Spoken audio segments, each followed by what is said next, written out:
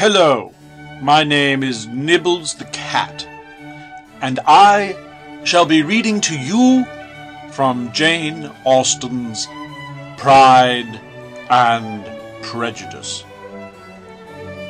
It is a truth universally acknowledged that a single man in possession of a good fortune must be in want of a wife.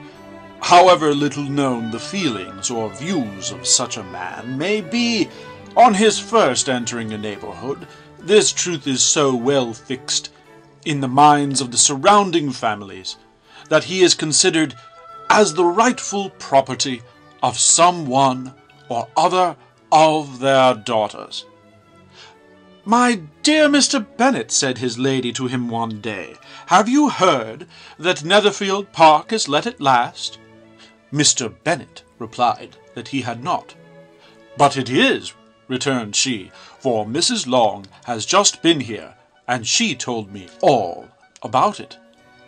Mr. Bennet made no answer. "Do you not want to know who has taken it?" cried his wife impatiently. "You want to tell me, and I have no objection to hearing it." This was invitation enough. "Why, my dear, you must know. Mrs. Long says that Netherfield is taken by a young man of large fortune from the north of England, that he came down on Monday in a chaise and four to see the place, and was so much delighted with it that he agreed with Mrs. Norris immediately, that he is to take possession before Michaelmas, and some of his servants are to be in the house by the end of next week." "What is his name?" "Bingley." "Is he married or single?" "Oh, single, my dear, to be sure. A single man of large fortune, 4,000 or 5,000 a year. What a fine thing for our girls."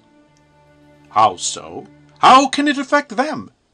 "My dear Mr. Bennet," replied his wife, "how can you be so tiresome? You must know that I am thinking of his marrying one of them." "Is that his design in settling here?" "Design? Nonsense! How can you talk so? But it is very likely that he may fall in love with one of them, and therefore you must visit him as soon he comes." "I see no occasion for that. You and the girls may go, or you may send for them by themselves, which perhaps will be better, for you are as handsome as any of them. Mr. Bingley might like you best of the party." "My dear, you flatter me. I certainly have had my share of beauty, but I do not pretend to be anything extraordinary now. When a woman has 5 grown-up daughters, she ought to give over thinking of her own beauty. In such cases, a woman has not often much beauty to think of." "But, my dear, you must indeed go and see Mr. Bingley when he comes into the neighborhood." "It is more than I engage for, I assure you." "But consider your daughters.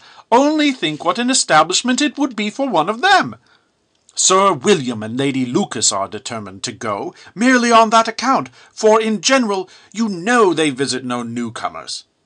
Indeed you must go, for it will be impossible for us to visit him if you do not." "You are over-scrupulous, surely. I dare say Mr. Bingley will be glad to see you, and I will send a few lines by you to assure him of my hearty consent to his marrying whichever he chooses of the girls, though I must throw in a good word for my little Lizzie." "I desire you will do no such thing. Lizzie is not a bit better than the others, and I am sure she is not half so handsome as Jane, nor half so good-humoured as Lydia. But you are always giving her the preference."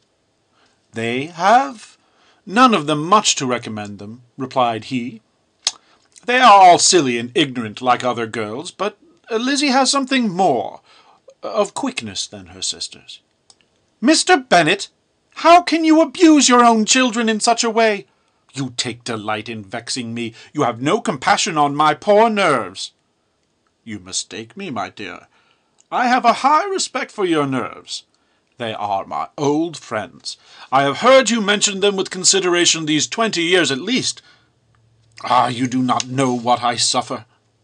But I hope you will get over it, and lived to see many young men of 4,000 a year come into the neighbourhood.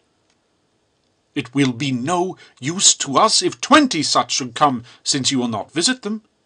Depend upon it, my dear, that when there are 20, I will visit them all. Mr. Bennet was so odd a mixture of quick parts, sarcastic humour, reserve, and caprice, that the experience of 23 years had been insufficient to make his wife understand his character.